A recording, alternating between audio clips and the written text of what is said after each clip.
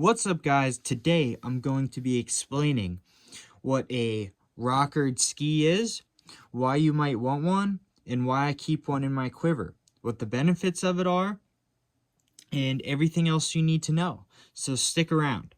So, what is rocker versus camber? Typically, you're going to get skis in either a rockered or a camber. Sometimes they have a mix of the two, which I'll get into.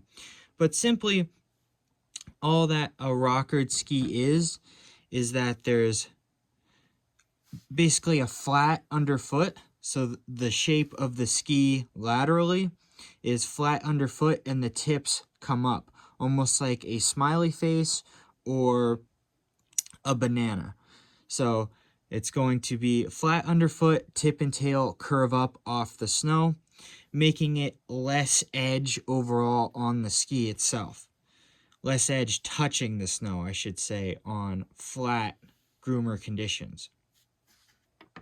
So, as you can see, should be able to see, there's a relatively straight edge, and the tip and tail come up a lot.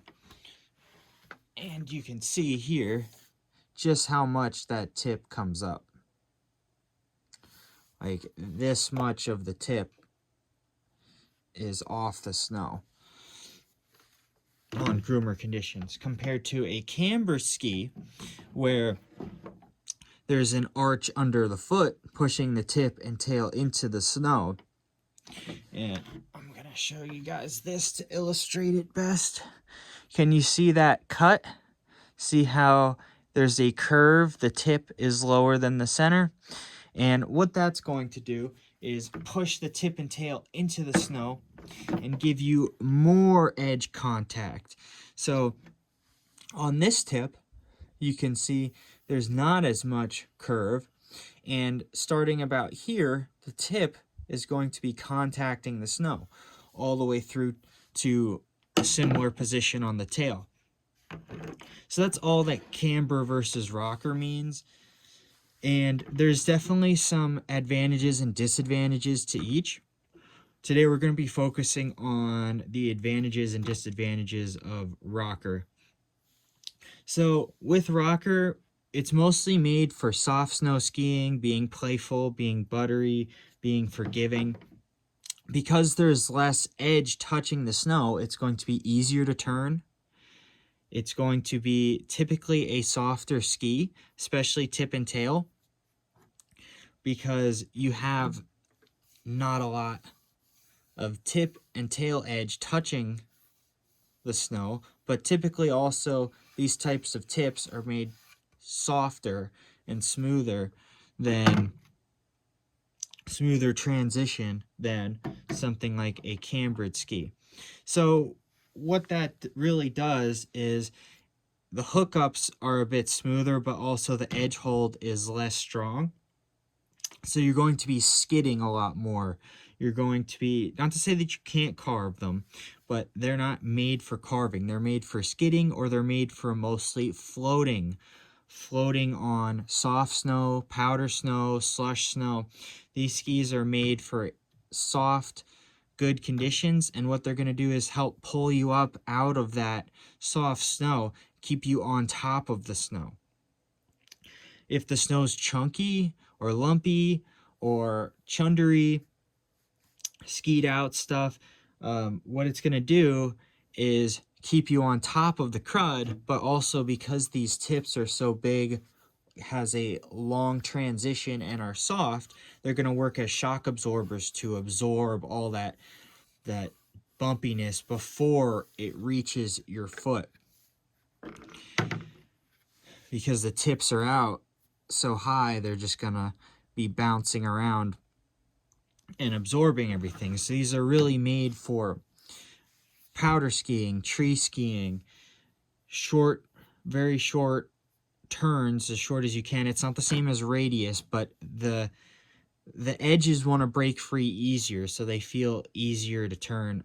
Park skiing, if you want something that's playful, something that's a little bit more forgiving on spinning landings, because there's less tip and tail, there's less edge to catch, and you're a lot less likely to catch an edge. So anytime you want a ski that won't catch an edge, if you want something that's going to slash easy and something that's going to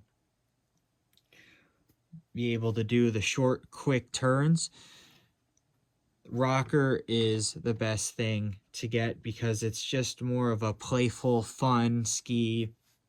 They're typically made softer, with better flex, more natural flex patterns. So if you want to do nose butters, you want a cruiser, smooth, good condition type ski, then that's what Rocker is most made for. It's made to perform and float in the powder as well as be forgiving tip and tail.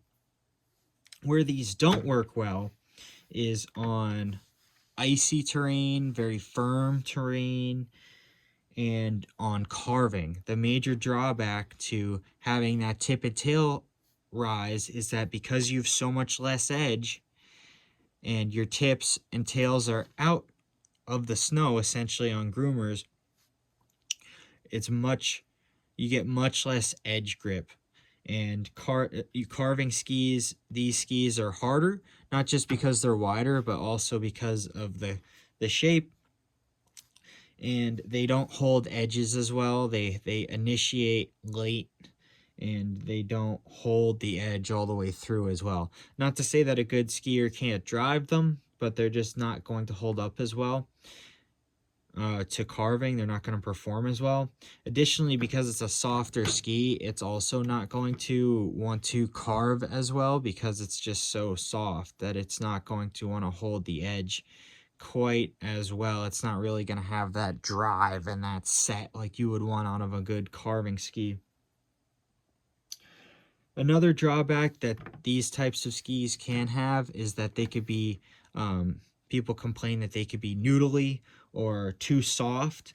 That's definitely a common thing with Rockered skis. They can be way too soft, especially tip and tail, and the tips can chatter too much depending on the conditions. Like I said, if you're taking this out on the East Coast on a groomer day and there's a little bit of chop but not much, and the snow is relatively firm, especially, you're going to feel that it's going to chop, and it's not going to hold an edge as well on hard ice, hard firm pack.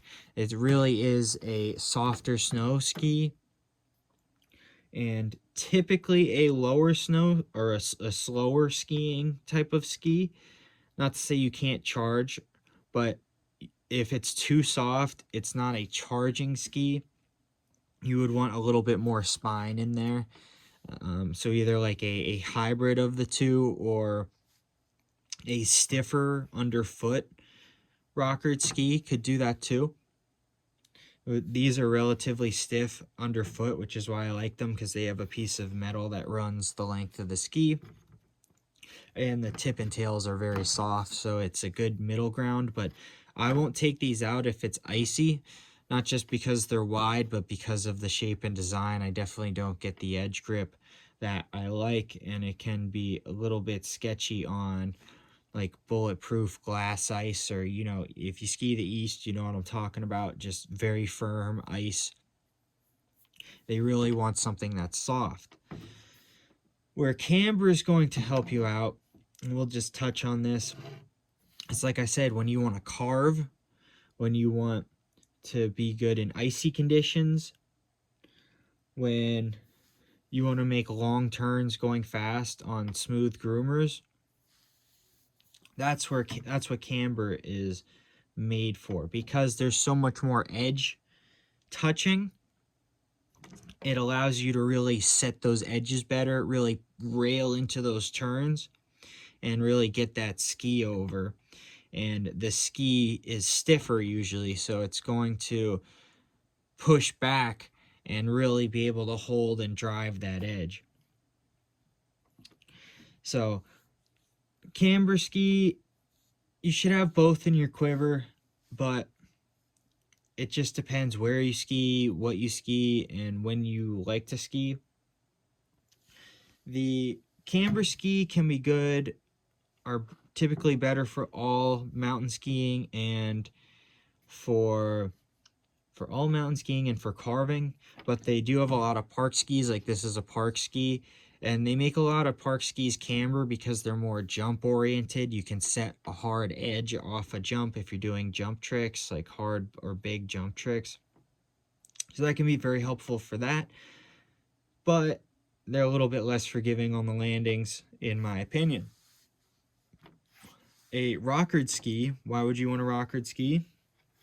Well, in summary, you would want a Rockered ski for powder conditions.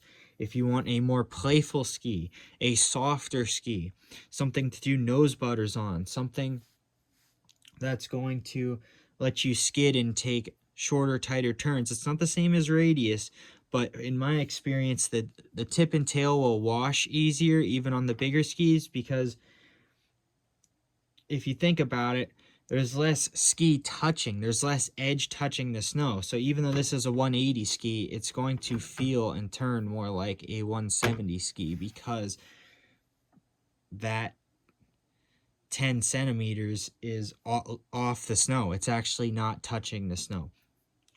They'll also be good if you want to do park skiing. You want a playful park ski that's going to do nose butters, that's going to be smoother in transitions, and is just a more playful, smooth, forgiving on landings, smooth turning ski if you like to slash. If you like to really slash turns instead of carving all the time, then a rocker might be better for you.